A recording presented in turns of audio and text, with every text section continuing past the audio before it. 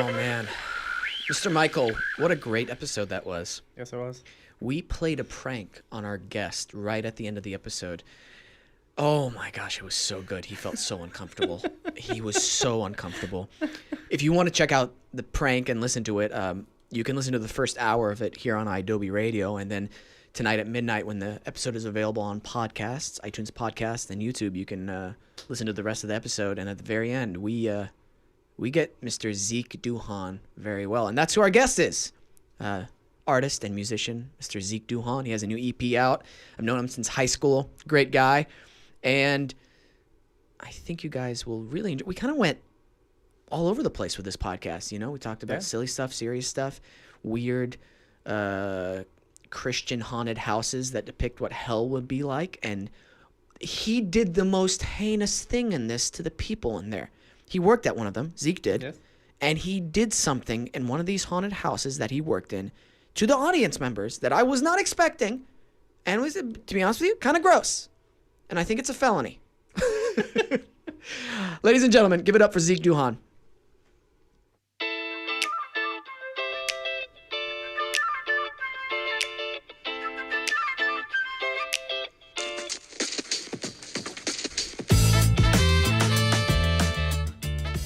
Zeke. Wesam. Oh, man. I've known you since high school. What'd you say? Since, I was probably a freshman in high school. Yeah. Yep. When I first met you. You're really good friends with Daniel and William. Yeah, I like to think of myself as an honorary member of the Quiche family. You know what? I think you are. Yeah. Because, you were gone by the time I started coming to hang around, so, they needed a third Quiche brother in the house, and I feel like I filled that role a little bit. You think you filled my role? The oldest son? Those are big shoes, sir. Yeah. You just asked me before we started if I brought the Electro Dagger, and I did not. Damn, dude. I want you to try it out to see how much it hurts. I really do. I could not stop laughing at that video. I had him text it to me. The first one where he tested it on his Instagram. For those listening, I was watching it over and over again. Yeah, for those listening, it's the Guys Night podcast where we play the no laughing game with the consequence of getting slightly tasered. Do you have any marks? No, the scabs have gone away. You had scabs? Yeah. Oh my gosh! Did you get shocked? They shocked me once Nice. at the end of the night. Yeah, he doesn't have a central nervous system because I shocked him and he goes, "Okay," and I'm like, "Hey, you need to react at least a little bit." That sounds like he has experience with it. It's like I think so. Nope. Michael, what secrets do you have? What dark arts are you into? That's so funny. As Theo Vaughn would say, the dark arts. Yeah. Dude, you opened for LeAnn Rimes. Yeah. That was awesome. It was crazy. Yeah, what was so cool, if you don't mind just talking, because I haven't heard about it yet, but were you in a lake? Yeah. So, Mission Viejo, which is between LA and San Diego. It's in the OC, Orange County. Yeah. They have a man-made lake that they made, I guess. Right. And if you're a part of the homeowners association, you pay $20 a month, and you have access to this lake all summer. And they do a concert series every 2 weeks, and they bring in pretty big acts. Cool. And so yeah, they had LeAnn Rimes, and the coolest part about it though was, so I thought my booking agent got it for me, because I have a booking agent that submits me for shows every now and then. Sorry, these are really directional. You just want to hang out. No, it's all good. It's all good. And so when I got there, I ended up finding out that the way I got the show was the lady who puts it on, books all the bands, heard my song on a commercial, the Cox commercial, and then Shazammed it, and then looked me up and fell in love with my music, and then contacted my booking agent specifically to have me up and Wow. So it was a real organic story of someone liking the song and then taking the initiative to look up the artist and go through their catalog, and she knew all my songs. It was crazy, dude. When I first got there, she was like, I'm starstruck to meet you. I was like, what? This is so cool. It was crazy. It was a great show though. It was all of her fans were super nice to me, and were coming up to me afterwards. I had like little kids high-fiving me and like, Zeke, you did such a good job. And, like, it was really awesome. It was like the first real taste of like hopefully the kind of shows I want to be playing one day, you know. So absolutely, man. How do you? Great. I have a question for you. Mm-hmm. When you meet someone like her, who's been around the business for a while, who's I don't even know how many shows she's done, how many times she's sung to live audiences, how many songs she's written. Do you feel excited to perform at these things? Do you feel anxious? Do you feel any kind of negative emotions?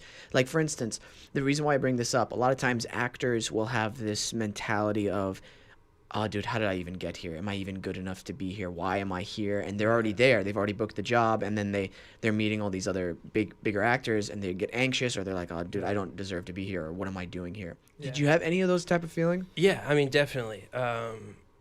It's, you know, it's kind of scary because you never know how if you're opening for somebody, like, you never know how their audience is going to take you, and, you know, whether or not they're going to like your songs, I don't know. Like, and also, just like being considered like you're on that same caliber when you're technically not, you know, like, if, but why instance, not? You know, I mean, I am, but I don't know, you know, it's like, you're not LeAnn Rimes. Exactly. Right. You're Zeke Duhon, but you're there. Yeah. So, I mean, I definitely have anxious feelings like that, but usually try and push them, you know, aside and just focus on putting on a good show.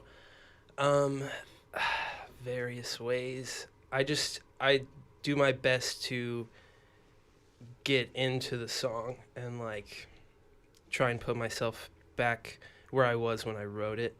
Because if I don't like get in that spot, then it's not going to be the best performance, you know. That's really interesting. Trying to put yourself in the mindset or mood that you were in when you first wrote it, like what inspired you initially. Yeah. So are you? And it's very hard to do that sometimes. Like, I can especially in depending on the environment you're in, you know. But yeah, I do feel like if I don't ever hit that sweet spot, the performance isn't going to be the way, you know. And sometimes you do, sometimes you don't. It's like, yeah. And it also has to do with the crowd too, how they're responding. But yeah, you've done some live theater, obviously, in high school. Yeah. Is it kind of the same thing as when right before you? I mean, I don't know how much you've delved into the craft of acting, but but is it kind of like the same thing when you're like? I know this is gonna sound really simple, very broad, but if you're about to do a really sad song, are you trying to get yourself in the mood? Do you remember like an ex-lover, or do you just kind of like? I don't know if I use specifics like that, but I don't know. Yeah, I guess I kind of do. Like, there's one of my songs that has like that's gotten like the most traction since my musical career started. I guess when I was like 15. This specific song, "Faith and Hope," I wrote, and like it was one that came to me so fast. Like, it was one, and you always know those are the good songs. Like, right. I distinctly remember sitting in my bedroom when I had first moved to Nashville, and it was like within like 3 or 4 months out of high school, I moved to Nashville, and I wrote that song in like 15 or 20 minutes probably. And whoa! It just came out like out of nowhere. Dude, that's so... Sorry, go ahead. Yeah, no. And so a lot of times when I play that song, I try and remember myself sitting in my Nashville apartment bedroom, like lonely, you know, and just like not knowing what was going to happen next, not even knowing why I was writing the song really. And it almost kind of gave meaning to itself the more I played it, which is weird. But sometimes that happens a lot. Like, I'll write a song and then I'll play it for 6 months and then realize what I was writing it about, which is really weird. It's definitely a supernatural thing, you know, whatever you want to call it. I think it has something to do with, what is the word? It's not giving up, it's submission almost, or it's a kind of submission, I feel, to the way things are, letting go, if you will. Yeah. And just getting into that flow state, I think what you experienced during that is something similar with my acting, which I experience from time to time. Yeah. Sometimes I'll get sides where I'm like, oh, I don't need to rehearse these Really? at all, almost. Yeah. Yeah, I just need to go through the lines a couple times. Okay, cool. I got it. And then I'll do it. And the memorization part flows. it just flows completely. Yeah. And it's a weird, I don't know, there's certain things that I'm more connected to than other things, you know? Yeah. And that's when that happens more fluidly. But Yeah. then other times, if I really work it, just really grind it out, boom, Then you something can be- get there. Yeah, I think it just depends on what the project is. It does. And there's a great, I need to figure out what book this is. I need to go back into my podcasts.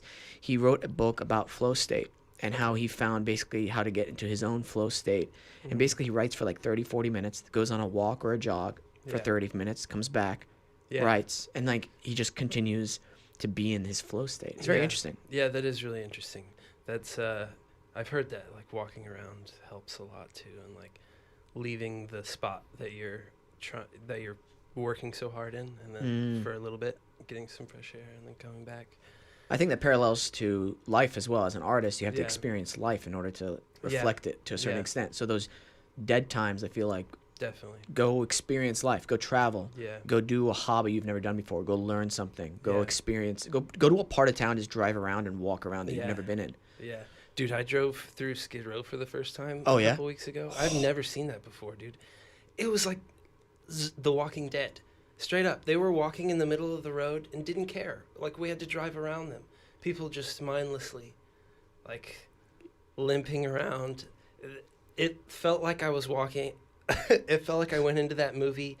Do you remember that movie that came out with the South African, like, robots? And it was like... District 9. Yeah. It felt like that, dude.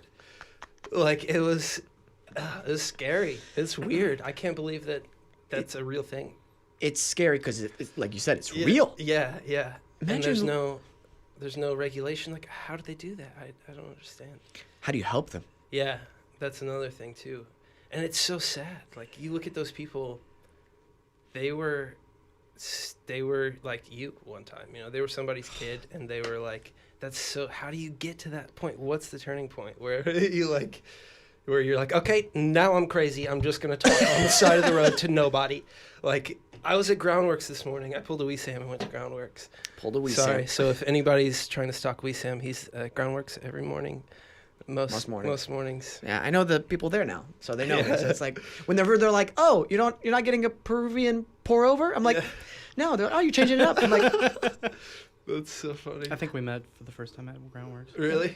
That's so I funny. love it. It's a great place. You know why I like it? Hold on, we're gonna talk about Skid Row here in a you're second. good, yeah. But you know why I like that Groundworks? It's open. It's big. I don't feel I have to whisper when I'm talking to Yeah, people yeah. because a lot of coffee shops in LA, and I Yeah. can only imagine what it's like in New York. I'm talking about personal stuff, and I feel Yeah. like I have to be like, Yeah. Skid Row. I've told my brother that. I've told Mm-hmm. other. I don't know where I went to a Jamaican accent almost there. I told my brother that. That's such a bad.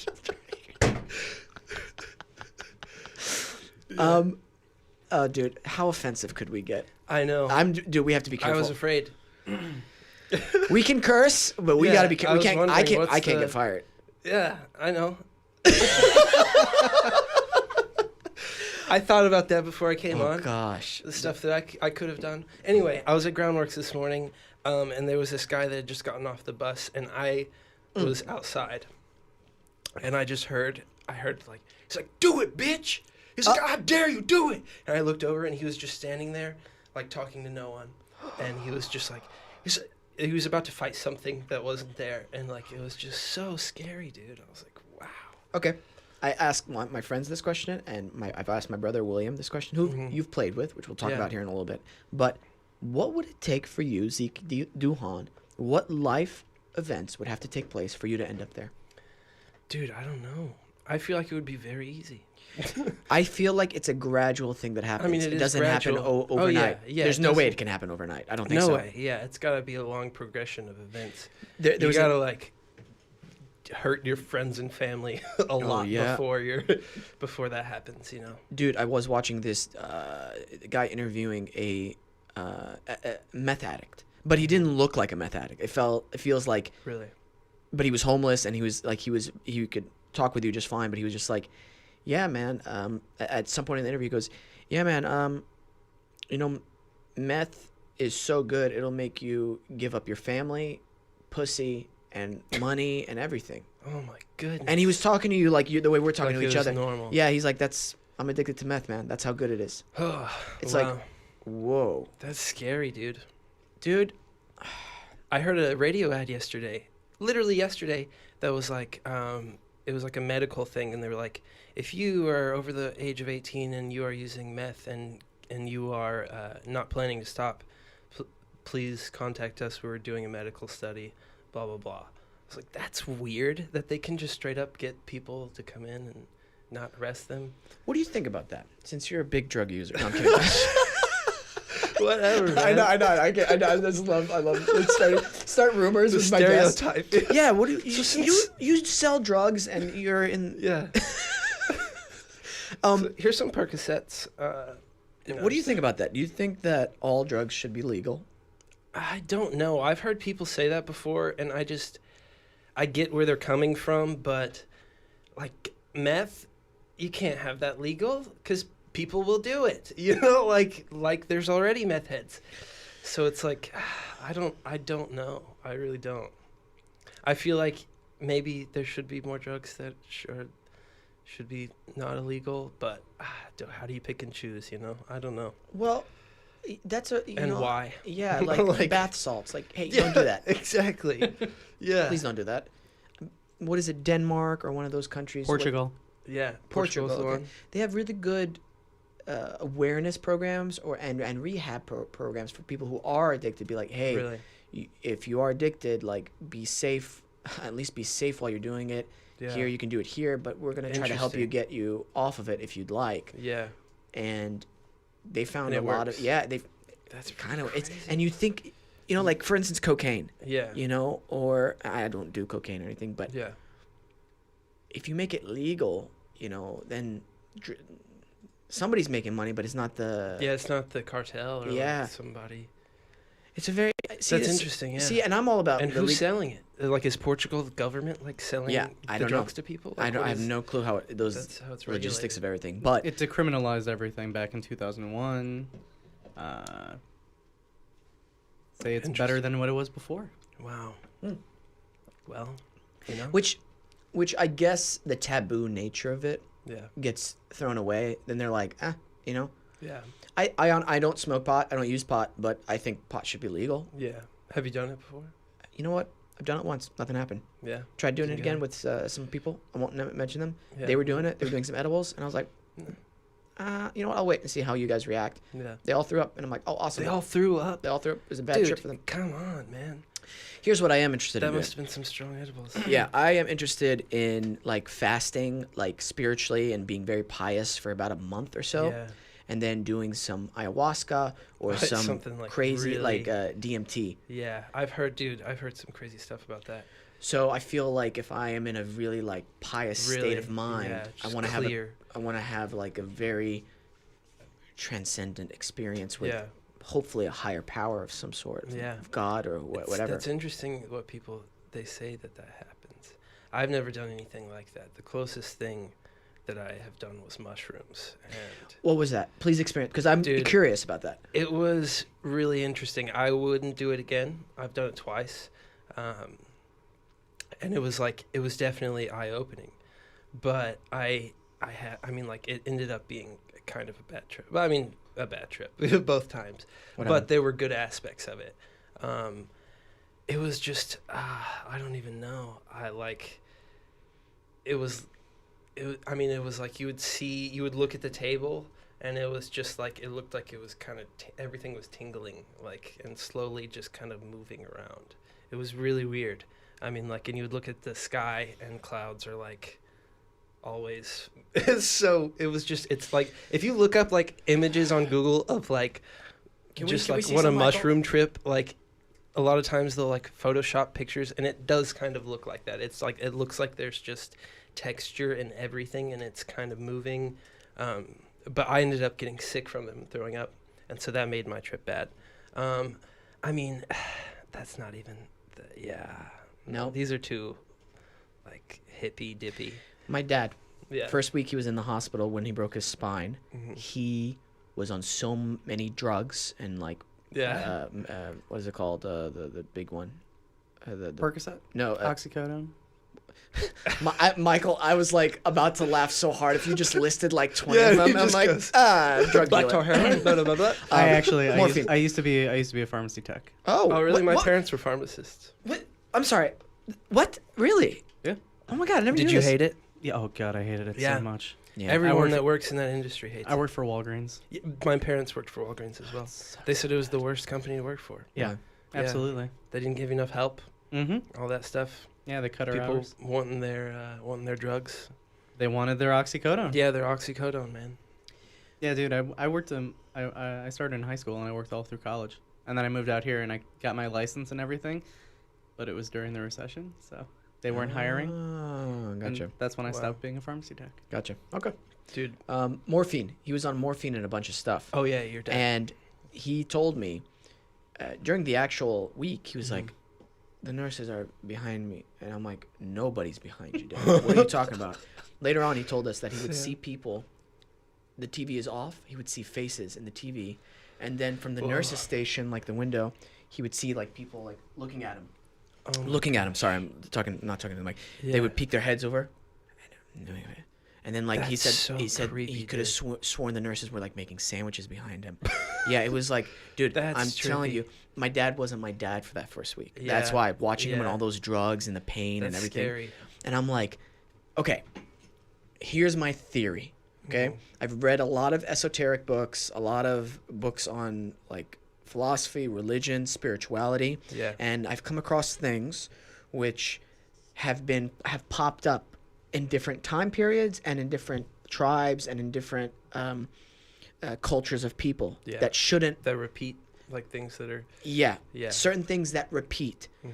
And this is research that I've done on myself, Mhm. and other people have other like whatever you want to call them, scientists or whatever. So certain things will pop up continuously, and then I'll be like, ooh, I'll trace it back to this, trace it back to this, trace it back to this. I truly believe that there are different dimensions. Oh yeah. Yeah. Um, And sometimes drugs make people see into those. yes, and it's Definitely. almost like you're in a glass box, which you're safe, Yeah. but you can see Yeah. everything in that dimension. I don't think that the dimensions aren't up into space or down into the earth. Yeah. They're literally where we're at currently. Yeah. You just have to be in a certain state of mind To see it. to see it or feel it. Yeah. And that's why some people, legit people, like my friend Rachel, she can Yeah. pick up on energies. She can pick up on other things. Yeah. So Yeah. There are I some truly people like believe that. that, man. I do too. I totally do. I Duncan absolutely do. Duncan Trussell, you know who he is? No. Comedian, and he's big on like DMT, the whole Okay. like psychedelic scene. Yeah. He talks about one of his DMT trips. He saw Jesus, Really. and he was like visiting Jesus in like what was heaven, What? and Jesus said, "Hey, it's better that you become like me than be a bit. It's better to become like me than be a visitor here." And that What? like made him go, "Oh," and then he Whoa. left. Yeah. Yeah. I would leave after that too, dude. Dude, Oh. but listen to that meaning behind it. Yeah. It's better to become like me than be a visitor. So instead of like going What through the is- drug, like Yeah. yeah, I'm not saying drugs are big. Instead of doing it like shortcutting it Yes, with the drugs. Yeah. certain yoga practices, Kundalini, you can have trips I've heard that before. that release DMT into your body through your breathing. That is insane. Okay, dude, Yeah. I'm gonna. Okay, I'm sorry. I No, know I've no. been talking for a No, while, no, but I this love excites this. me. This excites me too. I'm totally into it. I went to the Den Meditation Center. Mm-hmm. My friend Stephen Ellison recommended it to me. Mhm. It's a breathing class, but it wasn't your typical Okay. breathing class. Do you know this? No, he didn't tell me about it. Okay. But, oh yeah, you know Steven. That's right. That's right. So I am telling you, people, I do not bullshit. Okay, Yeah. Zeke, do you think I bullshit people? Absolutely, 100% all the time.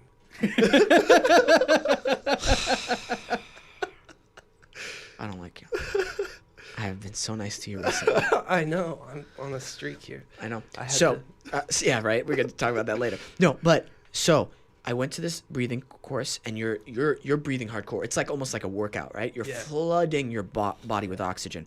I was in a very neutral, very calm emotional state. There was no anxiety going on in my life at that time, and I felt fine emotionally. So the benefits and what I experienced were all physical things. A lot of people who take the class feel like they feel emotionally released. Lots of people cry. Lots of people feel clarity about what they're going through. Wow. Physical things that happen to me where you feel like your hands become claws and they'll like tense up like this. Whoa. It's nuts, dude. Dude, that's crazy. I've had an anxiety attack, and that's happened to me before. Like this? Well, like I feel like my hands were like whoa. like especially like in that position. Were you breathing hard? Yes. Okay, that's probably why it was happening. I was like I had so much oxygen coming to my brain. So I tried to like not. I wasn't freaking out. I was like, okay, this is something she told me that might happen. So I was like trying to like control it, and then all of a sudden, as I'm doing like this with my hands, I felt like I could feel stuff that wasn't around my hands. What? Like I don't know what you want to call it. Like there was. I could feel it in my mind. I was seeing colors that were so trippy. I was seeing this beautiful light blue that turned into this deep purple. Wow. The weirdest thing that happened was that could be your aura that we were seeing. Maybe they do say the etheric world is the beginning of the etheric world is like a purple cloud. Really? Yeah. I don't know. Wow. That's what it says in a lot of books. How long were you doing this for before you started feeling 30 minutes, 40 minutes. Really? Yeah, it's a pretty intense program. Yeah. So the weirdest thing that happened to me, no joke, I saw the outline of a man, of a person, and small features of their face, almost like a weird silhouette of a person, and they just kind of like dipped. If you're on the YouTube video, you can watch me do it because there's no dialogue. It just go like looked in front of you. Yeah. That's he put his so face weird. in front of me, and then he moved away. Whoa. And I wasn't scared. Yeah. And at first I was like, oh, it's the teacher. And then I heard her on the other side. And I was like, Whoa. oh, that's weird.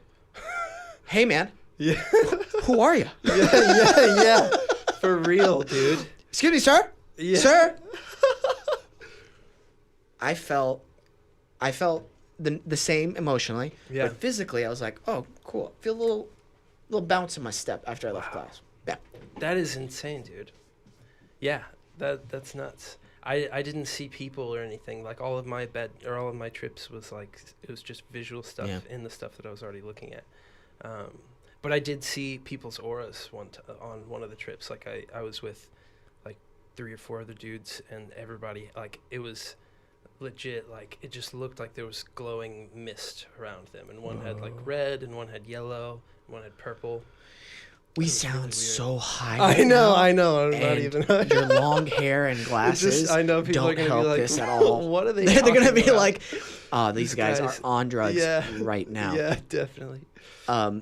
Yeah. It's so funny, dude. And that's the thing is like, but it was just like, it's crazy that you can. That was the biggest thing. It was like it's crazy that you can ingest something, and your actual vision of what you're seeing will change, and that's enough to just, I would say, maybe try it. You know, I feel like everybody should try it at some point, just to experience that and know that. Yeah. No, go ahead. Yeah. Apparently, bad trips often result in an improved sense of personal well-being. Yeah, I've read articles because I looked up a lot of stuff about it afterwards, and most of the people say that's what it was, and I do agree. Like I was, like even though it was bad, there were parts of it that were necessary. It was like to see that your mind can work through something like that, and like even though you don't know. I believe in ayahuasca ceremonies. Yeah. The shaman will be throwing up to kind of cleanse for you sometimes. That's pretty wild. Yeah, like all the bad energy kind of like. Wow. That's what I've heard, of course. Yeah. I've never done it before, but something I'm really interested in. At the end of the day, though, I think you should never use those things as a crutch. Oh, no. Here's my personal belief. Yeah. To be self-sufficient, self-reliant, not just in terms of like financially, but in terms of what you need to continue on and do a good job or do good work. Because it's great to have that caffeine buzz to get you going. And I drink a lot of caffeine, especially when I'm busy, and I love it. But sometimes I'm like, you know what? Today I'm going to be tired and do the stuff I need to do. Yeah. And I'm just going to force myself mentally to do those things. Just to so I go, you know what? I don't have to have those things. From it, yeah. I'm fine. I heard somebody talking about that recently on a podcast. I can't remember who it was. But they were talking about specifically, like, even caffeine is, like, almost the same as just, like, taking a drug every morning. It's, I mean, not almost, but, like, you're still not you're not completely there. You're not, like, you know. It's a boost. Yeah. It's a crutch to a certain extent, Yeah, right? yeah. Even listening to music while you work out. I know that sounds a little crazy, but have you ever worked out without music? I've never worked out ever. Maybe once or twice. That's surprising. But yeah, no, I have. It's It's weird. weird. Yeah, it's hard. I've ran without music. It's kind of weird. It's bizarre Yeah. because I work out most of the time with music. And so I realized, oh man, I know you do. You listen to Treyu while you run up the mountain. sometimes, yeah. Oh, Scary Those Instagram times. stories. Yeah, I listen to a lot of metal. Sometimes I listen to jazz or something like upbeat or Tool. Tool is like one of the best Dude. bands to listen to while you run. You know, you had a System of a Down CD in the old red car that William used to drive. Yeah, Remember that? Mazda Protege. The Mazda Protege. One time I was driving around in high school with William in Wesam's old car, and I pulled out a CD from the middle thing, and it said System of a Down. And we were driving, and I rolled down the window, and I threw it out the window. And William was like, what are you doing? I said, I'm helping you. And he's like, no, that was my brother's. He, like, turned the car off and got out, ran and got it. Classic William. Good job, William. I know. He's such a sweetheart. He is. He's such a good-natured person. Yeah. Much better than me. However, sometimes he's a little slow in terms of his pacing to do things. Yeah. Yeah, he's gonna come on the podcast soon. I can't can't wait. wait. Yeah. Yeah, we're gonna. I want to play that game with you guys. The shock game. Yeah. Yeah. Also, or I know you mentioned it on the last one that you said you were going to bring in other people to do the acts. I would love to have the honor of shocking you guys. Dude, I think that'll be a plan. We're talking. I mean, you know what? I've been thinking in terms of the space in here. It's a little cramped. That. Yeah, from the videos, it looks a lot bigger, but I got in here and like this is a shoebox. Yeah. This is tiny. I feel like I can smell you. The thing is, I would like to bring in actual people who are on standby, and if you laugh, you have to bend over and they paddle you. And I'm not talking about light paddle. Like a horse whip, like a jockey. Oh, whip. yeah. Yeah. I want us to be in so much pain. You know how much fun that is? So funny, yeah. Watching Jonte. I know, cry? dude. First of all, I haven't been listening to podcasts that long. Mm-hmm. Like, I just started getting into them like last year, and then I started listening to yours recently. But I was driving around, listening and watching. I had the YouTube pulled up because I had to like see it. Yeah. And I was dying, dude. You guys, it was so funny. Being with those two and guys. it's so hard not like I was trying to do it too and not laugh, but I just couldn't. Like, it was just fucking. There's something great. There's something about that rule of not being able to laugh that just makes everything funnier. Especially when you're with friends who make each other laugh. Yeah. That's great. There's something about also making fun of the people you love that I think is just great. Yeah. It's important. It is. You're right. Like Chris D'Elia talks about that a lot too, and like that is totally me and my friends when we hang out. You know, we just dish on each other. Yeah. So I went back home recently again, and I'm telling you, whenever we eat dinner, me, William, and Daniel with my parents, sometimes my parents are like, "What the hell are you guys laughing at? There's nothing going on. You guys are literally just looking at each other. Leave. You're like giggling and snickering like schoolgirls. What's going on here?" I can imagine your mom saying that. Yeah.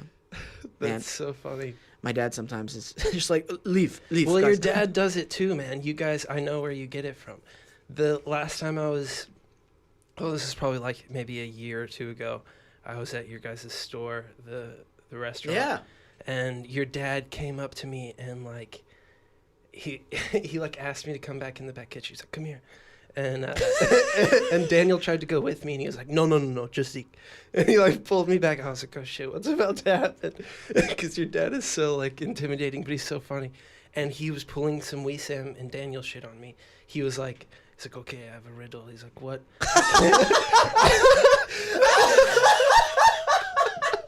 It was a riddle. It was a riddle. And it was like something like, it was like, what? I can't even remember, like, what swims but doesn't fly, and like all this stuff. And it ended up, like, I guessed it, and I think it was turtle, and I said turtle, and he was like, no. And then, like, I tried a couple other things, like, well, it has to be a turtle. And then he just like, didn't give me the answer. And, like, what? It was like, no. And then I was just like, what? Like, what? Was this supposed to be funny? But he was just fucking with me. Like, Yeah. Dude, and then you just walked away, right? yeah, he just walked off and left me there. That's classic me move, and I'm so glad my dad does it too. I didn't know he did that. Yeah. Here, come in the back with me. I have a riddle. Why am I by myself? Yeah. What? Because Are you gonna kill me if I don't get this riddle? I know, that's what I thought, dude. It was so funny.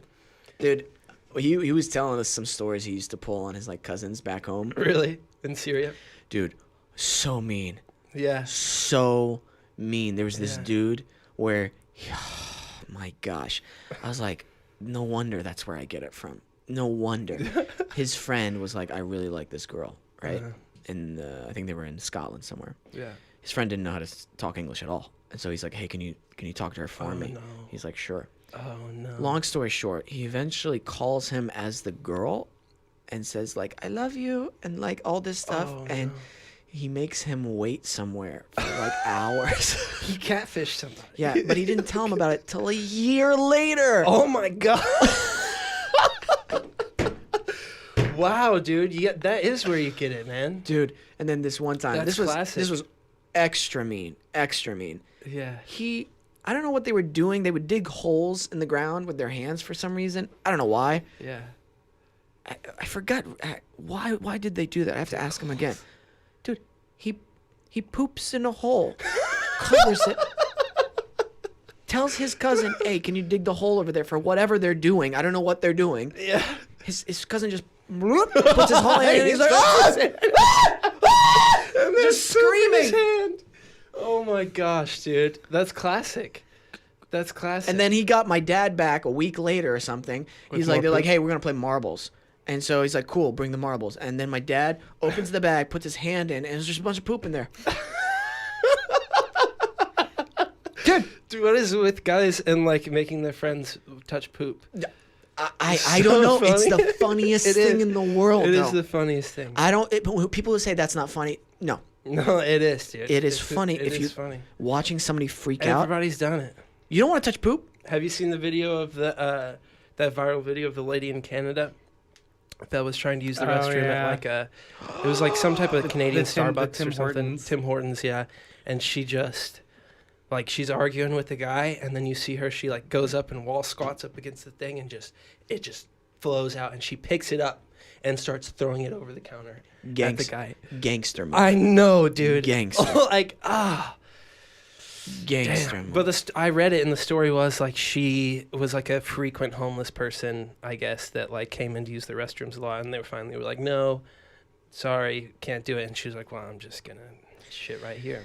That's not like I know. okay. If I were in that situation, I'd do the same thing. that's tough because like you're homeless. You know, Yeah. like where do you go? Yeah, where do you go? Right there. Right there. Gosh, that's so rough. That's such a rough life, just being That is, homeless. dude. I think maybe because it's acting, but I really put myself. I feel like the Yeah. average person.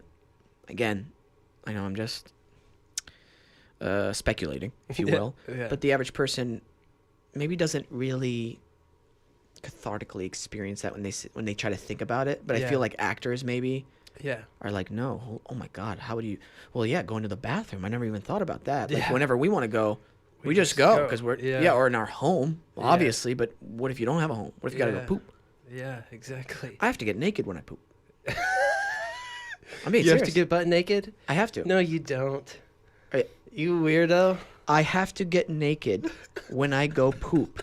I don't like there to be any clothes on me Why? in my home. No, I only go poop in my Does home. it have something to do with like the dirtiness of it? Like you don't want that Maybe, to like get maybe. on your clothes? Yeah. I just want to be naked pooping. I got my. Sometimes I like to bring my Where's Waldo book. Dude, I have a Where's Waldo collection that I used to keep in my bathroom. Yep, it's great. For pooping. Yep. That's crazy. Yeah, like looking at all the drawings, finding Dude, things. and I my never found. idea was I was going to Should this be the trailer for the show? yeah, my idea was I was going to cut the pages out and use it as wallpaper in the bathroom, so while you're pooping you could look at the wall and play Where's Waldo. I like that. Isn't that a good idea? Oh, sorry. And then like I was like, oh shit, that won't work because if I shower, it's gonna the moisture will fuck it Yeah. up. So I'd have to like laminate it on there or something. But I think it's a cool idea. I like actually having the books better because then if you're like you get too into it, right, and then you're like too far forward, you're like You start to fall off. oh, there could be accidents. yeah, absolutely. There could That's be. you know what? That is probably one of my biggest fears. Falling off the toilet. No, being in a public restroom and somebody coming in there to attack you while they're in the middle of a poop. Yeah, dude, have you seen the video of the little boy? There's somebody like pooping in a ChickfilA. Hey, okay, wait. No, Hey, no, man. no. Okay, you wait. That is not a good transition, sir. Dude, have you seen the video of the little boy? I have not. Neither has Michael, because that's a felony. No. It's a guy pooping in a Chick-fil-A bathroom. Yeah, and the little boy comes in and interrupts him. Oh, yeah. He sticks his face under the thing and he's like, "What's your name?" The guy's like, "Oh, it's like Travis or something." Can we watch it? It's Michael, really can you, quick. It's turn 15 it a little bit seconds more? long. Thank you, man.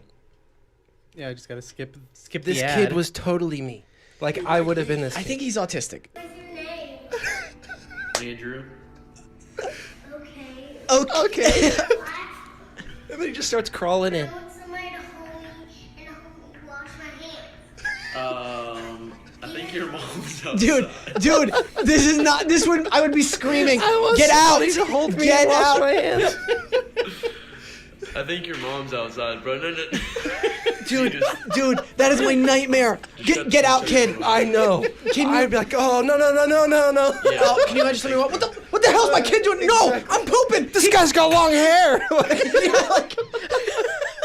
Get out, dude. No, I'm not. Ah. That's so funny. Dude, that is a nightmare scenario. Oh yeah, but I feel like I would have been that kid. Like I was so like I feel like I just talked to people like that all the time. Dude, I feel like, creepy perverts and predators have ruined it for the normal people who like kids, I see a cute baby. I can't go, oh, you got a cute baby. I always feel they're like, what is this Whoa, weirdo? That's so weird. Dude, they ruined it. Yeah, how about this? How like nannies in LA make so much money. You can be a nanny in LA and just like make a bunch of money. But men can't do that. That would be weird. Dude, right? It would be weird. But like Actually, I have a friend who's a Manny. really? Yeah. And it's okay? Yeah. Wow. Can we bring up a picture of him? Yeah. Can we see what he looks We don't like? have to show him on the podcast. I'm just curious how he looks like. Oh, yeah, sure. I know that's the weirdest request. I know. Because But if he looks a little off, then it's like not okay. I wanted right? to see what he looks like. And guess what? This is gonna we're on the line here. We got to be careful what we say, but Yeah. I'm just curious to see if he looks sketchy or if he looks just Just so like a normal guy. I mean, I could never be a Manny. I look too alternative. I want to be the cool uncle for my brother's kids, Be Yeah, like, hey, me what's up, too. guys? I've thought about this, and when my sister has kids, if she does, okay. I don't know. He kind of looks like Heath Ledger, What's his name? young Heath Malcolm. Ledger. What? Malcolm. Malcolm the I thought Manny. you said Maladroit. Like Manny's or album. I thought you said his name's Maladroit. I'm like, and he's a Manny? If a guy came up to me and says, hey, I'd like to nanny your kids, my name is Maladroit. I'd be like, get out, I'm calling the police. Here's the backstory. He was actually the writer's PA for The Magicians, and he was, he would always every Thursday they'd have the showrunner's son come in. And Okay. He had to entertain and they him. would play. They would play Foursquare. And it's still a thing that they do every Thursday. Wow. The showrunner's son comes in, plays Foursquare, and so the opening there was an opening, and he's like, "Do you want to be the Manny?" And he's like, "Yeah, sure." Dope. That's crazy. I don't know. That's cool that he does it. I don't think I could do that. I'd be too Yeah. nervous. I mean, I couldn't either. Just 'cause, also, I'm just not great with kids, I feel like. I don't know. you? Yeah. I mean, like, I'm goofy, but I just, like, I don't know. I like teaching kids. I used to teach kids Taekwondo. Oh, really? Yeah, teaching them I discipline. forget that you and all of your brothers are black belts. And my dad. And your dad. When Daniel first told me that, I said, bullshit. I was like, Daniel, you are not a black belt. Dude, he's really good at soccer. I saw him I play know. indoor, but if you watch him, He's he nuts. shouldn't be good at it. Oh, no. The best way to describe Daniel's running, William put it in such great words. He's an alien that just got inside of a human body and is still trying to figure out how to use it. Yeah.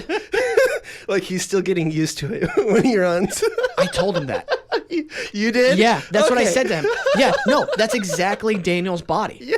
You know how he kicks the soccer ball? You're not supposed to kick with your toe, ever. Yeah, he does. Only kicks with his toe. What? And it works. It works. For those of you who don't know, if you kick with your toe, it's so Really? chaotic. You will never get bad for accuracy you. with it. Yeah, you can't. But he does get You're supposed to kick with your leg. accuracy, Yeah, Daniel? right? Yeah. Super accurate. He's great. It's crazy. I watched him. We went to the driving range this last week while I was there. Yeah. Driving range? Yeah, watching him try to hit a golf ball. Oh, that I was bet, that dude. was great. I bet that was so fun. Oh my gosh, so much fun laughing. Yeah. So much fun. I hope the next when he comes visits later on in the fall, me and my brothers are gonna do a podcast. Nice. We might do a guys' night with them. Dude. Probably should. not. I don't want to see my brothers. I'm a little tipsy. You should. It would be No. great.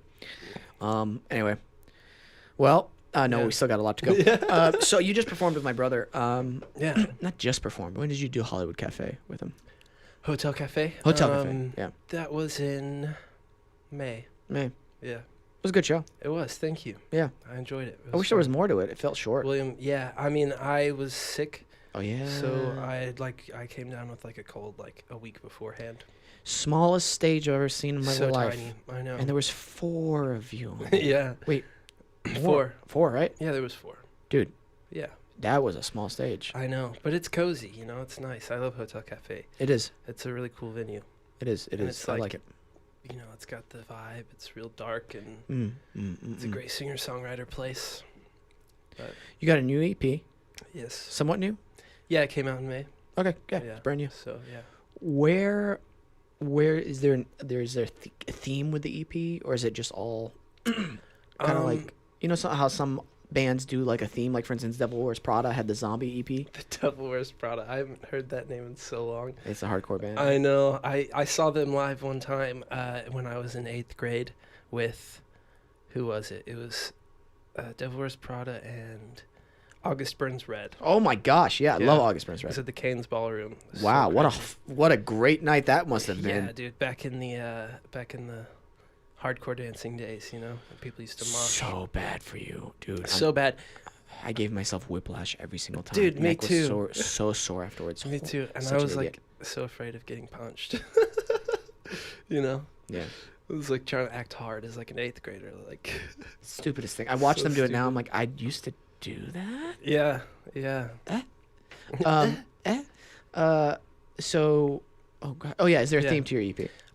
I mean, kind of. It's all songs about relationships. I wrote it all in like a 7 to 8 month period with one of my friends, Steve, and yeah, I mean it's all just kind of relationship based, and I guess they all they all coincide that way. And the fact that they were all written in a like consecutive order. The order of the EP is like the order that we wrote the songs, Oh, which is pretty interesting. So yeah, I mean, you ever watch podcast with James Maynard Keenan? no, James Maynard Keenan. Maynard Keenan. Maynard. is that's the lead singer of Tool. Tool, right? Yeah. Dude? He's actually what got I believe what got me into the Joe Rogan podcast, because Really? I was just like, dude, this guy's so He has his own interesting. podcast? No, he was on the Joe Rogan podcast, got and I you. was like, oh wow. And then I started then I was like, oh, Joe Rogan seems cool. I'll check out some of his stuff, dude. Yeah. James, this is so stupid of me. How do you? Is it James Maynard Keenan or Maynard James Keenan? I feel like I'm blanking out for some reason. Maynard Danger, man. Really interesting dude. Has a winery in Arizona. Really? Maynard James Keenan. There it is, Maynard Wow, James Keenan. What a weird name. He is, dude. You should watch some of his interviews on the Joe Rogan podcast. Really? Super interesting dude. Little soft spoken, Mm-hmm. but not too much. If you watch any other interviews with him, but he's so intelligent, and he's all about experiencing different things, about doing different things. He's a black, but he does jujitsu. He has his own winery. He has That's like crazy. 3 bands, right? Yeah. Perfect Circle, Tool, Pussifer. I mean, guy stays busy That's crazy. And he's been doing it for so long. That's so insane. long. He was in the army a long time ago. I mean, very That is interesting. so weird. You should, Wow. if since you're just getting into podcasts, really check out the ones he was on Joe Rogan, because he's on there like 2 or 3 times. Yeah. I don't know, man. It's just interesting to. That is interesting. It gave me the permission, Mm-hmm. if you will. It's okay to do other stuff and to like be good at it, because I Yeah. feel sometimes for whatever reason it's like, oh, you're an actor, you just gotta act. Yeah. You're an yeah. artist, you're a musician, you just gotta be a musician. That's the only way to That's true. succeed. And I don't think that's true. That's true. I don't think it is either, but people totally do that. Yeah. It's so weird. And yeah, it can almost feel like you're stuck in a box in that way. But it is good to get out of it, you know? Again, like we said earlier, I think it's really important, especially during the dead times when you're not working, quote unquote, Yeah. with your main craft, is go do To something. find something else to do. Do Yeah. something you've never done before. Yeah. Yeah. Just been golfing recently again. Oh, and- yeah, I saw that. Dude. I can tell by your outfit today, your Titleist hat, I know. pineapple shirt. Pineapple shirt. My glove that I had a glove, put it on. I was like, oh, it's a little sticky. Started using it, and then I noticed there's black stuff all over me. And I looked at the Yeah, glove. what is that? It had melted. Oh. Like it was dissolving. And I was like, Weird. what the heck? Is it an old glove? I old enough, I guess, but Yeah. it's been in the bag the whole time. It had, like, I don't know what happened to it. That's crazy. Anyway, so the whole day I have all this black residue all over me. I could barely get out. I couldn't play with a glove, so. But it's nice. It's nice when you feel your hands have worn Yeah. down. Do you do any physical activities to feel your to hands? feel my hands. Like they're a little raw. I like that feeling. Like I feel like my hands are like a little raw. They're a Yeah. little sore. I like that feeling. Yeah, I kind of do. I don't know. Yeah. Yeah. Do you get that with guitar Maybe. anymore ever? Yeah, a little bit sometimes.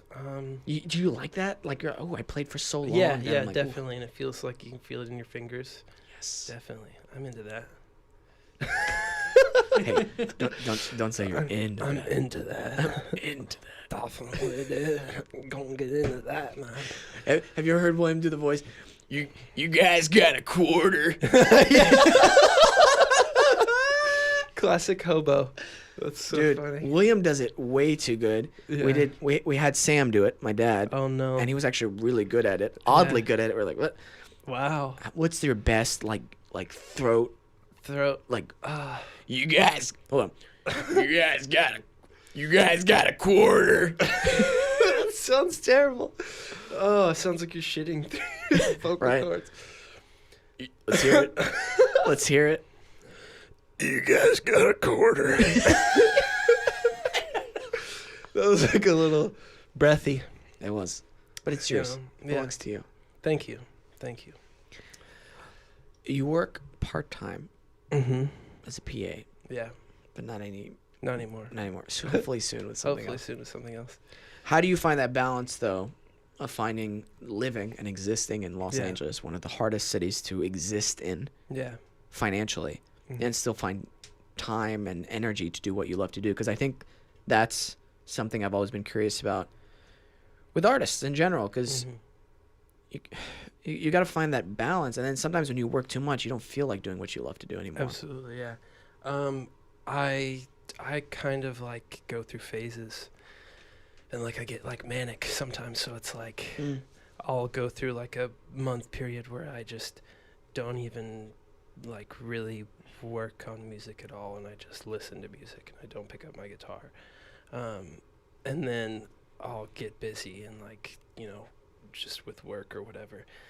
And then I'll go through like a 3-week phase where I just like really get a bunch of ideas and a bunch of material, I guess. And then it'll go away again. And then it'll come back. And like, so I don't know. I think it's just keeping my mind fresh like doing other things besides working and or my music. Just like yeah, I don't know. It is hard. It's like Have you ever done a retreat? Ish, kind of, I guess, but not a real one, I don't think. I would love to do a songwriting retreat though, like go somewhere by myself, like alone for like a few days and just write and see what happens, you know.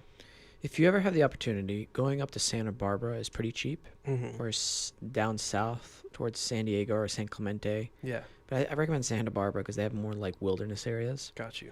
and you can actually camp out on certain campgrounds, Mhm. and you could just sleep in your car, I think, in those Really? campgrounds. That's awesome. Yeah, and you're by the beach, and then you're by some Wow.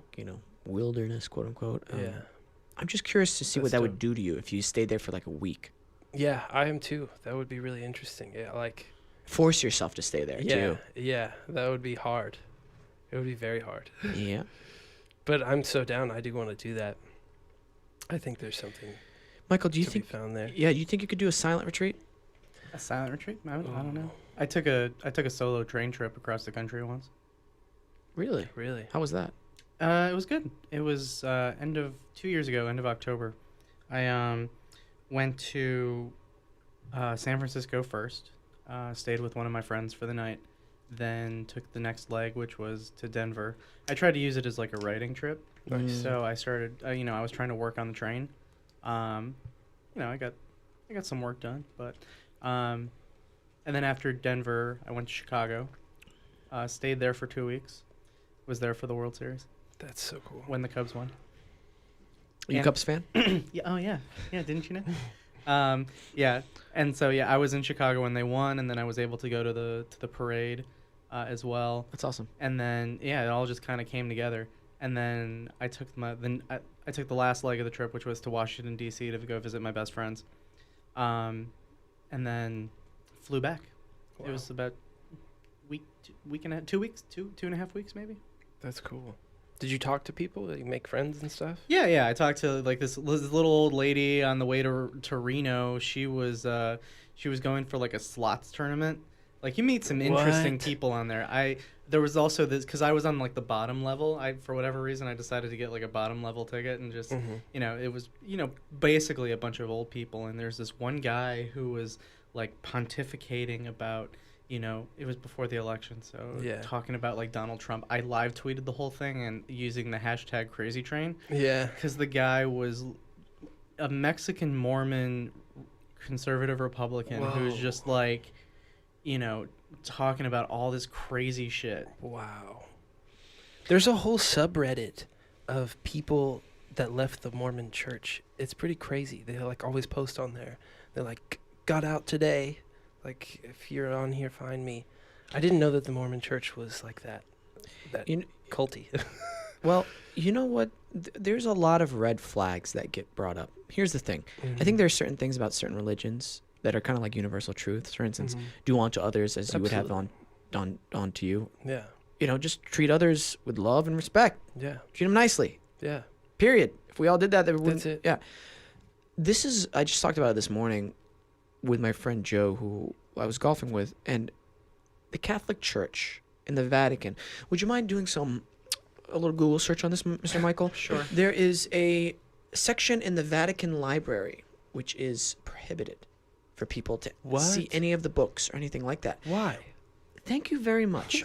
What is the problem with us having access to this? Yeah. And the people who do have access, it's only like 30 minutes at a time, and it's supervised. And I'm like, No, something's wrong.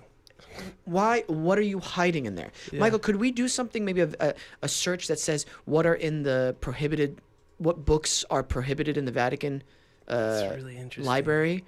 Because there are some theories, and here's the thing. What I think is, it must be something that totally undermines the foundation of the Catholicism. Yeah. There must be some kind of proof in there which they have to keep for whatever reason, but they don't Yeah. want anybody to find out about it. Yeah, that's interesting. You're Otherwise, why would you not let the general public see it Yeah. if it's just that's interesting. words? Well, I mean, Here's something. Let's see. It contains such historical gems as The 179-foot-long scroll containing the minutes of the trials of the Knights Templar, which lasted for several years starting in 1307. What? The Caetera, the papal bull issued by Pope Alexander VI in 1493 that split the world between the Spanish and the Portuguese. A letter from Michelangelo to Pope Julius II. The 1521 papal bull of Pope Leo X excommunicating Martin Luther. The 1530 petition Henry VIII sent to Pope Clement VII in order to request an annulment of the king's marriage to Catherine, which includes the signatures and seals of over 80 English lords and clergymen. The Pope refused. Wow. This is really interesting to me. This seems all historical. Yeah. So it seems why like, is it? Yeah. Why is it? Well, there's got to about be something in there which they do not want people to see. aliens? Letters from both Abraham Lincoln and Jefferson Davis in efforts to Whoa. have Pope Pius IX come down in favor of the Union or the Confederacy. Wow. This is so interesting to me. I feel like there are red flags being raised, and Oh, yeah. nobody can say anything. You know. Yeah. Notes relating to the 1633 trial against Galileo. Okay. If you don't mind me, Yeah. I think I've met your parents once, and they're super Really? nice. Only once? Yeah. That's crazy. Only once. They're pastors.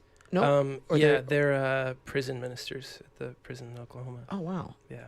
I did not know that. That's amazing. Yeah, my dad's been doing it for like 10 years. Okay. They both recently retired, and so they both do it now. Gotcha. And that's like their thing, you know? That's awesome. Yeah, it's really interesting. I mean, they've met so many people through it. It's really insane. From what I've seen you, the way you've grown up, and the way where the house you grew up in, I would say your parents live pretty humble lives. It's not necessarily like normal middle class. They're not like overly Yeah. flashy or anything like that. And I respect that so much. Yeah. Because it really, really bothers me when I see pastors or ministers or people of faith in Islam or even like certain Buddhists monks. They're living flashy, exuberant, rich lives. Yeah. For me, it's like, wait a minute. This is not heaven. This life you're here, that what you preach is not heaven. Why do you live in such excess? Yeah, absolutely. Dude, yeah, that's a big thing. Well, and first of all, they don't get paid for that. Like, that's going to the prison and preaching. It's not like a church that makes money. It's like a company or this dude that runs it and, does it for free. So they've never like made money from evangelism. Right. But yeah, it is really insane when you see when you see churches that do that, and especially like leaders of the church. That there's a church in Tulsa that I went to in middle school that I won't name, but you can probably think of it. I already know what it is. And that was like my biggest turnoff to the Christian church. Like that really, it was like, dude. I'm not saying the one with the haunted house. You know which one I'm talking about. Yes. Here's the thing, which is so crazy as well. That whole thing, the haunted house scaring people into Jesus. What? And I've got a really good story from that. Please. It was so unregulated. This church has a haunted house, and I can't believe I'm about to say this. They have a haunted house, and you work in this haunted house, and the whole gist of it is to like give people a taste of hell. And then at the end, they have you say the prayer, and like, it's some fucked up shit. Like there are rooms with like rape scenes and like car crashes and rape scenes. Yeah, dude. And like, there's a room that's like hell, and there's demons everywhere. There's a suicide room. I, as a middle schooler, was working in this haunted house one time, and I was in probably 7th grade. And they put me in the suicide room. The suicide room is a room where this teenage girl shoots herself. And she was sitting on a bed. And they've got like fake blood that splatters on the wall behind her. But my job was, I was on in the rafters. They like up above the set basically, and the beams are going across. They had a piece of plywood on top of that, like a 4 foot by like 4 foot piece of plywood, and they put me on a ladder before everybody came in. And mind you, this thing lasts from like 7 p.m. till like 1 a.m. And you have groups coming in every like 2 minutes. I'm up there. My job was I had a squirt gun, And whenever she shot herself, I would spray people in the crowd so they thought it was fake blood, but it was just water. And I was in 7th grade, and they were bringing me juice boxes in between the people that came in, but they didn't have enough time to come get the ladder for me to get down to go to the bathroom while I was up there. So I'm drinking all these juice boxes, and eventually I drank all the juice boxes, and I really had to pee. Oh my God. So I was like, okay, fine. I was like, I'm just gonna. So I opened up the juice boxes and I peed in the juice boxes, but then I filled all of the juice boxes. I was running out of room. So I started filling my squirt gun with my pee, dude. And I was spraying people with my piss. If you went to this haunted house in the year of 2007, you probably got a face full of my piss, dude. And yeah, dude. Yeah, so unregulated. It's just like... Okay. I need to catch my breath for a second. But wait, that brings something up. How? Because Hey, Because I have to pee really bad right now. Can I do that? Like yeah, 2 go ahead. seconds? Go ahead. I'll let you come stew back. in it. Come that back. was like a good... Wow, I did not see that story going that way. Neither did I. For those of you listening right now, we're about to play. Is the outside mic on? No. Okay. We're about to play a prank on Zeke at the end of this, and it's going to be so glorious. Stay tuned. Anyway, I have some popular conspiracy theories about what's in the secret Vatican archives. Yes, let's hear it, dude. Many conspiracy theorists believe the archives contain correspondence between St. Paul and Emperor Nero pertaining to Jesus' existence and his biological descendants. Some theorists believe that the Vatican may be hiding proof that Jesus did not exist. I've read those. Aliens. Sorry. There's rumors. You good? Yeah, okay. All right. I drank all this coffee. It's No, yeah. like the juice boxes. Hey, man. Sorry to interrupt you, Michael. No, we gotta address this. What kind of person are you? Because you say They wouldn't evil. let me down. They wouldn't let me down. So you sprayed the audience members who had nothing to do with that choice. Dude, you evil? You're going to hell. No. No. I think Jesus would have been like, Zeke. I doubt it. You know what? Nope. I doubt it. Doubt it. They should have let you down. They should have They let me should've down let to you down. pee. Hey, first of all, that's kind of so messed up. I First of know. all, what they do to Yeah. get people to believe. Oh, yeah, absolutely. It's awful. I am not a fan of that. I don't Me think that's neither. right. Here's the thing. I was going to say before we started this, if you live a rich life, that's fine. But Yeah. you can't be preaching to people, telling people you're going to go to, heaven or hell if you don't live a certain lifestyle. Yeah. And then you live yourself, a different lifestyle. yeah, that's not okay Yeah, absolutely. at all. Yeah. I don't know, man. It happens time and time again, dude. Like that guy who's like, we need to get a bigger jet. I know I brought this up on the podcast. Oh Dude. my gosh. That And people, the gray-haired guy yeah. Yeah. And he's like, believing in God for the biggest fucking jet that he can possibly get. Like, okay. so we don't have to stop off somewhere. Oh. It could be a straight flight. It's like, Yeah, and he was like talking about how the people on the plane, like sitting on the plane with a bunch of demons. I was like, hold on. dude, I would love These to are talk. the people you're supposed to save. What? right? Yeah. I would love to bring that person on this Yeah, show absolutely, and really just have a ask good him a dialogue question. with him, Yeah. because it's the kind of thing where I would love. Out of I don't want touch. to. He's out of touch. I would not like. I don't want him to get immediately defensive, but I would love to ask questions, Yeah. like a certain question which I would love to have answered. Mm-hmm. Is to say, well, you believe the Bible is the Word of God, 100%. Fine. What and through faith, what's to differentiate that between that and the Quran, for instance, or another faith book? That's true.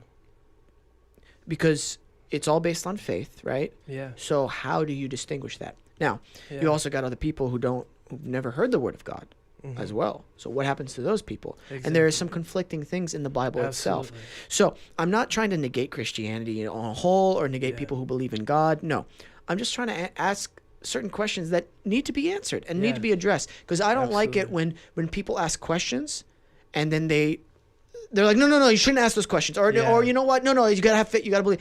No, we have to Questions address are these. real. Yeah. Like Did you ever watch The Big Short? no, what is that? Yes. With Steve Carell about the financial crisis. At the beginning of the movie, they're talking about the character that Steve Carell plays, like when he was a little boy in like not seminary, but like the yeshiva or whatever. Yeah. And his mother is talking to the teacher, and he's like, well, he's trying to find inconsistencies in the Word of God, and his mom's like, well, did he find any? Yeah, exactly. Because I don't like when people say this is the Word of God. And it's like, well, let's be very specific, because a lot of these words that we're reading, and let's take, just because we're talking about the Christian Bible, which there are some great messages in it, and there are some conflicting messages in it, I feel like. Yeah. Especially like Old Testament stuff, So how do you, oh gosh, just lost my train of thought. How do you, I think it's important to raise questions about the things that are conflicting. I don't think God or Jesus would be upset that you did that. He wants you to. Well, I it's feel also like- it's also been translated and retranslated. Oh, that's what I was and going to say. so many retranslated. times. Yeah, that's what I was getting at. Sorry, thank you. Yeah. It's absolutely. been written by rewritten by man. So yeah. technically, it's not the exact Word of God. It's been retranslated, and it's. I don't know. I believe one hard. of the greatest gifts God has given us is our ability to reason and have a Yeah. mind to distinguish between good and bad. Absolutely. So it's important to question those things and Absolutely. work through certain problems. And sometimes you don't have the answers, and that's Yeah. totally fine. Just say you Yeah. don't know. I'd rather have a man of faith go, you know what, I really don't know. Absolutely. Yeah. That's a great question. Yeah. I don't know. Yeah. Let's try to solve it together or figure it out or ask some other people. But in the meantime, don't kill anybody because they don't believe in the same thing you do. Exactly, right? There was a pastor of a church that I went to in high school that was really great. Do you know the band Gunger? Have you ever listened to Gunger? No.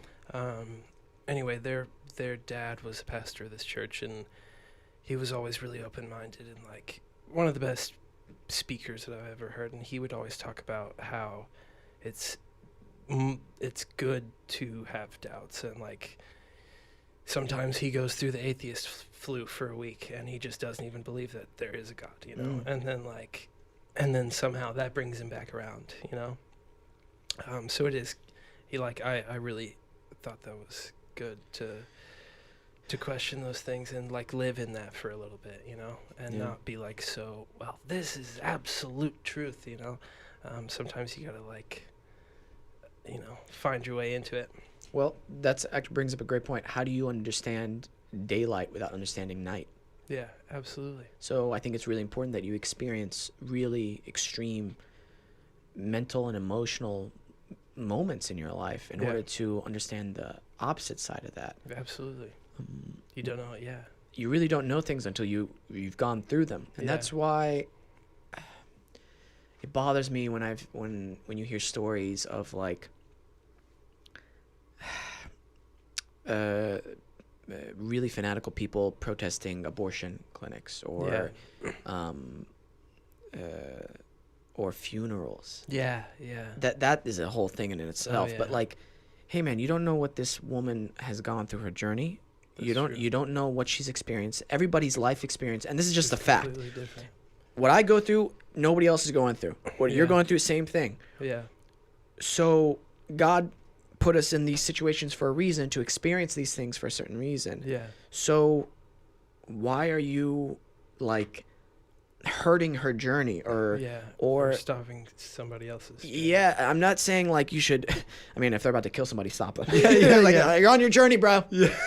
But like, do you know what I mean? Yeah. But he's on his journey. But the whole thing with abortion is like, you don't know how she grew up. You don't know what kind of home she grew up in. You don't know if she was attacked, she was raped. You don't know any of that stuff. So I know that's a tricky subject, and the best thing to do is to believe that God forgives if you truly turn a leaf. Yeah. And That's to true. just love and support people in their journeys, even people who are like, let's take somebody who's a drug addict. Like somebody who's like homeless, let's say, a drug addict. If my brother was in that situation, I'd do anything to help him, you know? And sometimes to help, you have to kind of quarantine them and be like, listen, man, if you keep acting like this, I cannot continue that's to contact true. with you. Sometimes you do, yeah. So I don't know, man. I That's think true. if the intention of love and you ask God for, hey, I don't know what to do. I really don't know. And if you truly mean it Yeah. and you say, God, the great spirit of however you think of everything, Mm-hmm. I really need help and I don't know what to do. Can you show me what to do? Yeah. I I do truly that all the believe that. time, man. I do it all the time. Really? Yeah. And yeah, because like I've gone through my journey, like, growing up in in a Christian household, and then moving away, and then like, just realizing that, like everything was just kind of fed to me, and it was like I just kind of believed because everyone else around me did, and then like having to, every day is different. Like I still think about it all the time, and I do that. Like I don't really know, but I know there's something there, and I know that it's been a part of my life for a long time, and it's definitely interceded for me, but I don't know. It's hard, so I do that all the time. It's not easy. Yeah, I always Well, you also are living a difficult life right Yeah. now as an artist. It's not Yeah. easy. Yeah. There It's very are lots of unsure. moments of uncertainty, unsure, yeah, danger. You don't have stability, a lot of stability in Yeah. your life. So I think that's part of the journey too. I think Yeah. the best experiences in my life are the ones that have hardened me. You know what I Yeah. mean? Yeah. That were so traumatic that made me, and I experienced them. I didn't try to like numb them with any kind of like external thing, and I just Yeah. experienced them. and lived in it. Yeah, lived in it. I've come out stronger on the other side. I really have. Yeah, Um, that's interesting. yeah, and I truly believe in. It's a hermetic way of living your life. Kind of never go to the extreme with your emotions. In case like something good happens, don't be overly happy. Yeah, yeah. Something that's bad true. happens, don't be overly upset. Because That's first, so hard to do, though. it is, but there's the It's a good practice. exercise in self-control. Yeah, because things are always going to change, man. Mm-hmm. And like looking at my dad now Yeah, and my mom, they're starting to get old. yeah. They are not Dude, as mine sprightly. too. It's sad. I mean, it's not sad, but it's hard. It's hard, but that's a universal truth. Thing. Yeah, it is. Whether you accept it now or later or you never accept it, it's always going to be there. Yeah, People get old, people die. yeah. That's true. And that's so tough. And sometimes the getting old process is painful. Yeah, But that's just a part of life. yeah, So when you go, okay, this is what it is. What can I do then to help yeah. To make or it, to make that transition easier? yeah, absolutely. Because when that moment comes, when they pass, then you can be like, oh, cool, I did all I could do. Yeah. So the absolutely. regret or that bad feeling isn't as bad, or that anxiety that goes along with it. It's like, you know what? I did all I could. Yeah. And I think that's what's important with people. Yeah. So realizing that things change and things can change for the better and the worse just like that. Yeah. So are you going to be influenced by outside circumstances, or are you going to be strong and just be at peace?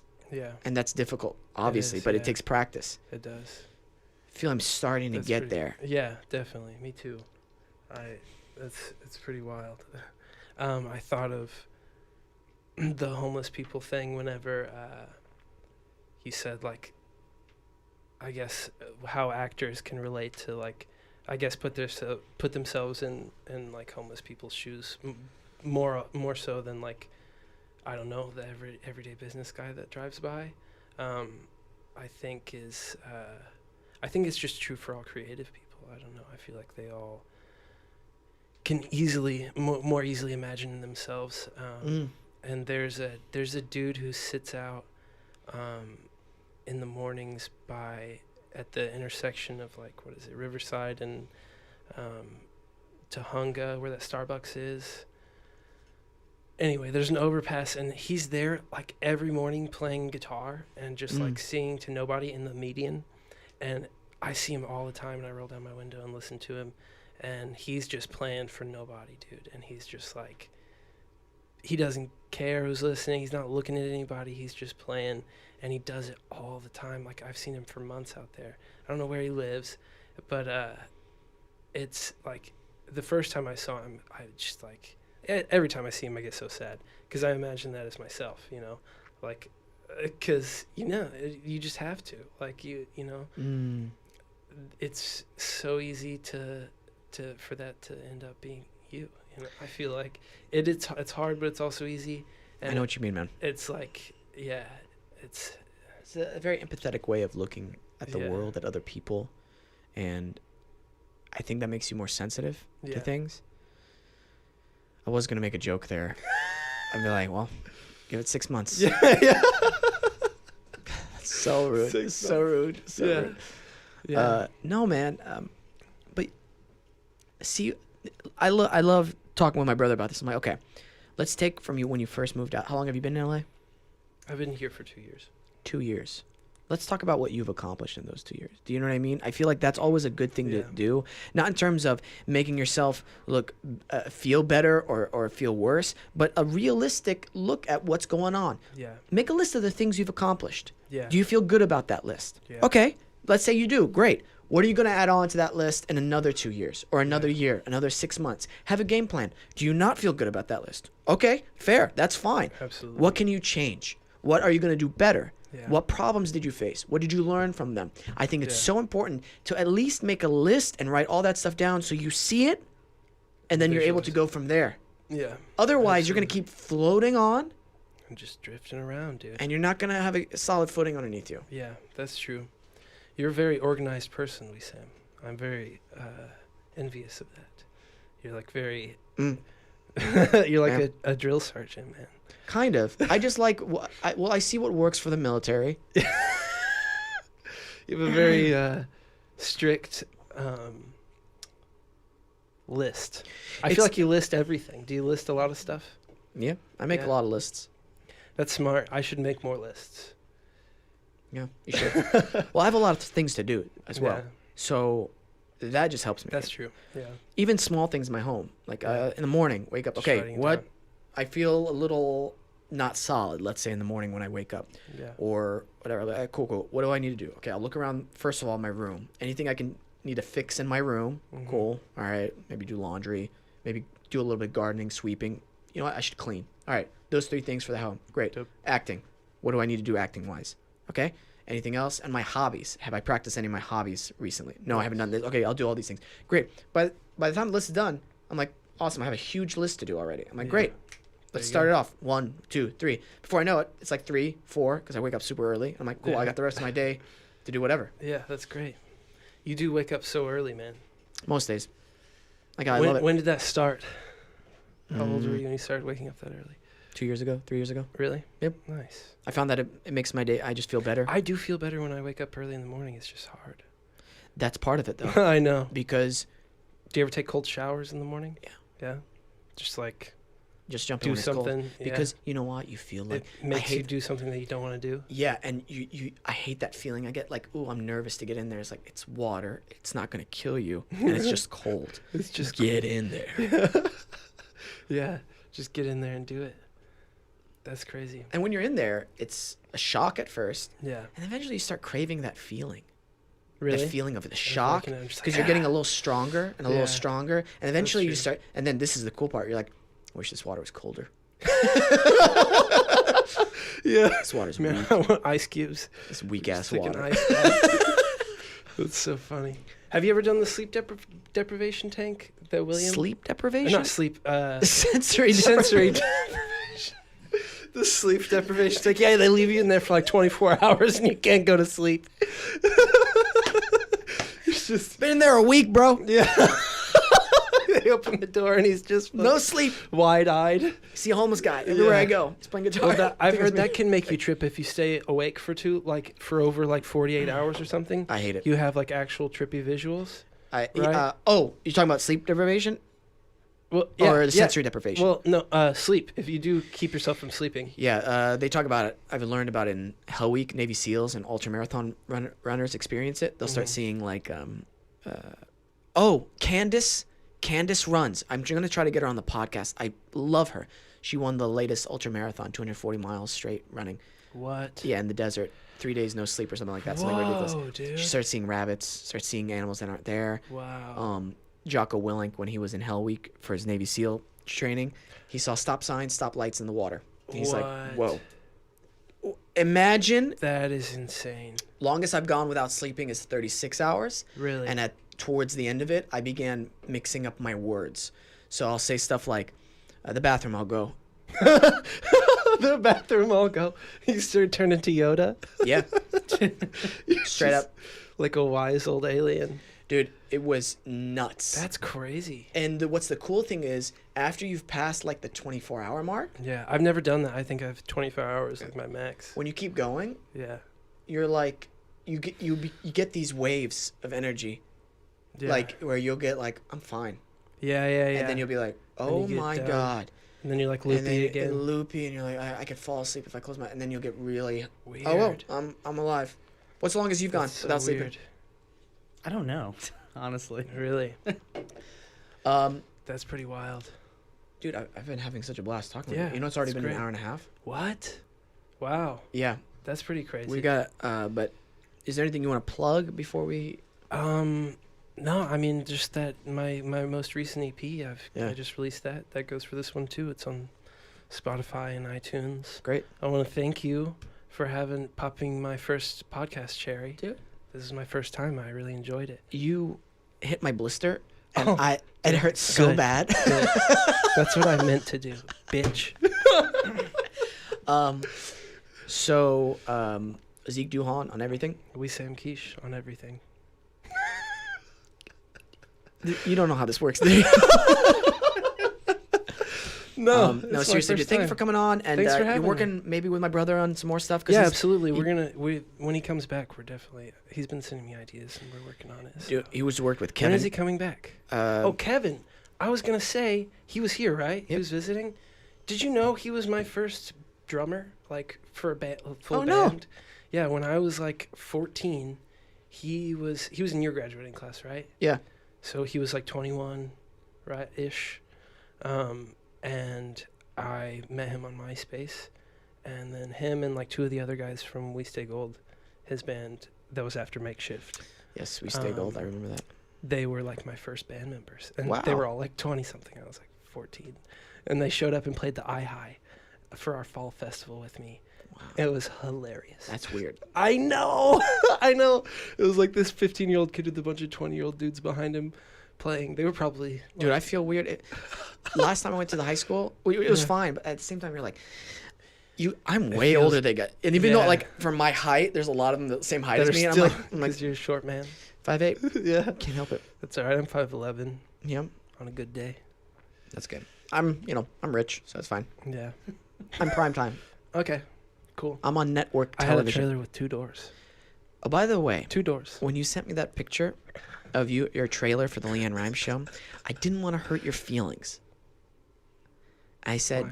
congratulations, you. looks good. I'm happy for you. Thank you. I was in a nice mood because I was going to send you pictures of my trailer. Oh yeah. You would have been sad.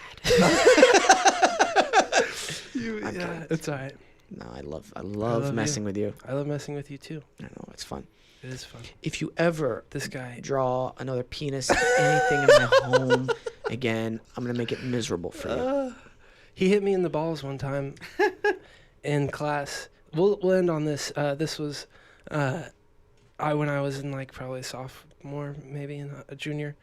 And I come into class, and our director of the drama class, Mr. Powell, was like, "Hey, everybody, we're playing Pin the Tail on the Donkey today Yes. to see who can win the Slinky that's in my office." And of course, I was like, "Yeah, I want that Slinky."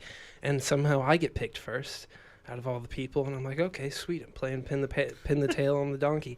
He puts a blindfold on me, and I've got the thing, and all of a sudden, I just feel a nice thwap right to my balls, and I open up the blindfold, and Wesam is standing there laughing, just smacked me right in the nuts. Yep. And he was getting me back for Something. prank calling you, I think. Yeah.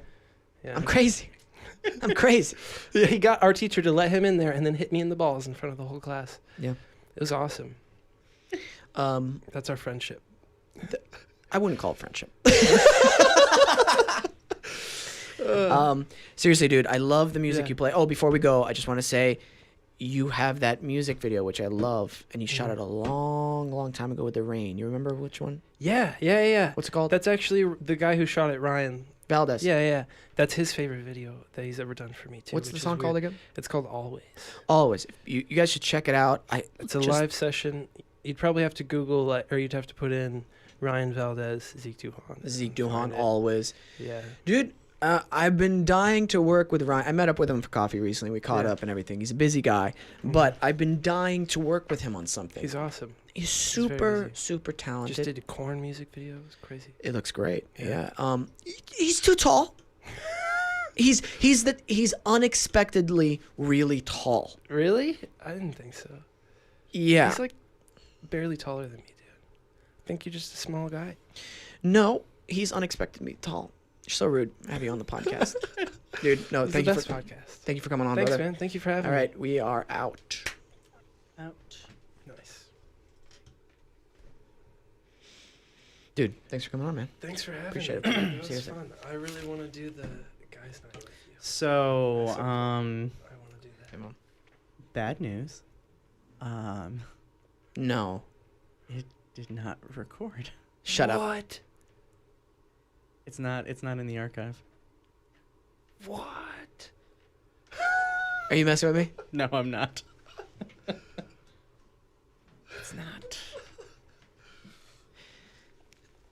So No. Hold on. the hold on. video might have recorded. Okay. And I could get the No, audio no, from no. the video. It's kind of like the opposite problem of what we usually have. Yeah. So what happened? It's not in the archive. It's not in the archive. No. You hit record in the beginning. What's They the, seem. what's the sound thing? Like the wave that we're looking at? Oh, that's the sound, like the music and Oh, that stuff. the intro and the outro. Yeah. Why? What? You did not notice that while we were recording? I guess not.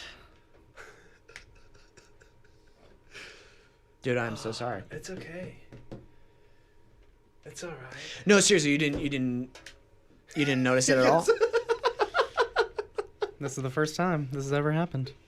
Dude, I'm so sorry for wasting your time. No, it's okay. I can come back. I'm glad you think it's funny because I don't find it funny at all. I can come back. It's all right. I mean, yeah. I honestly don't know why you're laughing at all right now because you didn't get the middle camera to work. That one was not my fault. It's all right. But is this one your fault? This one is my fault. Your job is just to push the buttons, right? Yep, that's it. Yeah. Wesam. No, because we wasted your time. I know you woke You're up good, early man. and. You're good. I'll No, come no, back. it's not. It's really not okay for me. Yeah, it's all right. No, it's not. It's really not because this has happened before. It's all right, man. I do want to come back though. We should redo it. Yeah, you'll be coming back to somebody else because he's not going to be here for sure. I won't. Yeah. I'm not kidding. We have another podcast to do. Yep. Yeah, you can just go home. I'll get somebody else to fill in because literally it's just pushing a button. You did a great job today, by the way. Thanks. Awesome. You guys have another one today? Yeah. Somebody else is going to come in and do his job because it's obviously a simple job. An idiot could do it. Yep. Good job. No, seriously, I'm glad you find it funny. You wasted his time. You wasted my time. No, it's all good. No, seriously, do not pat him on the back or anything. He's a fucking idiot. It's all right, man. We're good. It was good though. It felt good. No, it just pisses me off because, like, I honestly don't know what you're still doing here.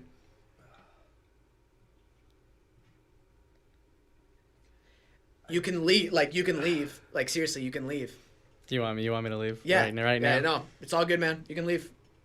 I feel like I have to poop. I think I am gonna poop. No, stay. No, No, seriously, I stay. actually No, do no, have no, to no, poop. no. Just seriously, Can I? it's fine. Just Okay. see ya. Yeah, great job today, man. Idiot, man. It's okay, man. No, this is the kind of shit I hate. Yeah, I know.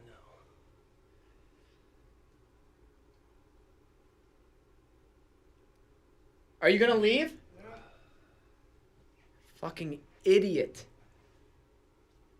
Are these all people that have their own breaths? Hey, man, that was a joke. What? That was a prank.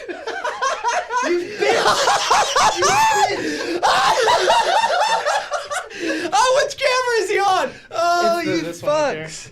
You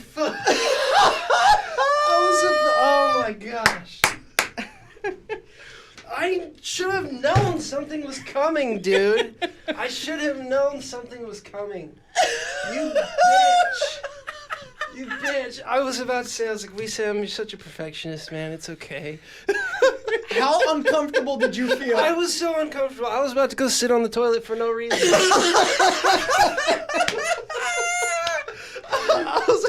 I love you, Michael. I love you, man. That was so real. I thought he was gonna cry. He looked like he was about to cry. I was like, Wesam, I thought this guy was your friend. I was so mean to him. I called him an effing idiot, and then Zeke goes like, like, hey, just please stop. You felt so uncomfortable. You tried patting him on the back. What was this, by the way? He literally goes, hey, it's okay, man. I don't know what to do. Wesam, it's okay. No, it's not okay. Oh my god. I told you I'd get you. I know, dude. When you asked me to come on, I thought something was weird, and I knew that it wasn't right that we got to the end, and you didn't do anything to me. I should have called it. Hey. Wesam fucking Cage, dude. Classic Wesam. Classic Wesam, bitch. All right, guys. Oh my We're still gosh. recording. You're still obviously. We are recording? still Wow. recording, actually. You got all of that. Dude. Oh, so good. Dude, you So- got me. You got me. You got me. I was like, holy shit. I was about to go call Daniel and be like, hey, man, you need to call your brother. He just fired his friend. He just fired his.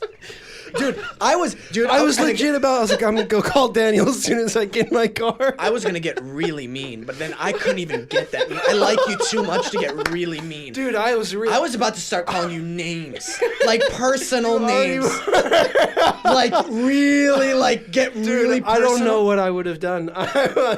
You were like, no, stay. No, stay. Like, okay. Oh, next time, whoever we get next time, I'm gonna throw things at you. Okay. Oh, man, that was Hey, good. That thanks was for good. coming on, though, brother. Thanks for having me. That was so fun. Classic. You made my heart rate go up. I love how you just said I was literally gonna go into the bathroom and just sit on the toilet. I was like, I gotta poop. I'm gonna go. I was gonna let you guys hash it out while I poop. You know what? Daniel said, hey, you shouldn't tell him it's a joke. And just let me leave. leave.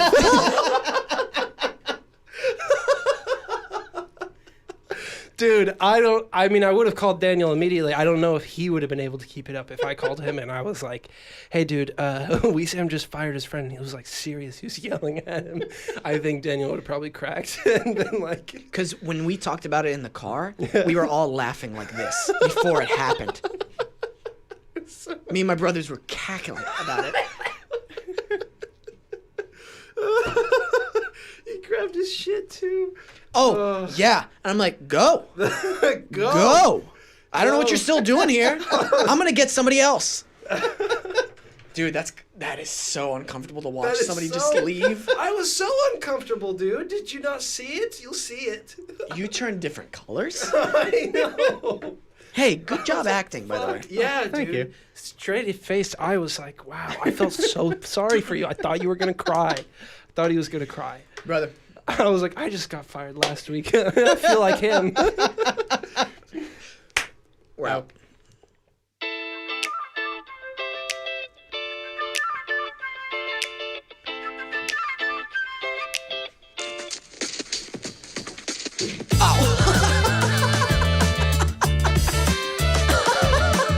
You want to redo that? No! I just hurt my hand so bad. I was doing a stupid dance. If you're on YouTube watching, and They then don't. The outro's not on YouTube. Oh, Or really? the video's not on YouTube. Oh, damn it. That's okay. They probably hear it. Whatever. Hey, thanks for listening. While I was acting like a complete idiot. Big thanks to Adobe Radio. Thank you to you, Michael. I don't think you're a fucking idiot. I really don't. Thank you. And thank you to you guys, the listeners. Really appreciate you guys. Been getting a lot of positive feedback. Getting a lot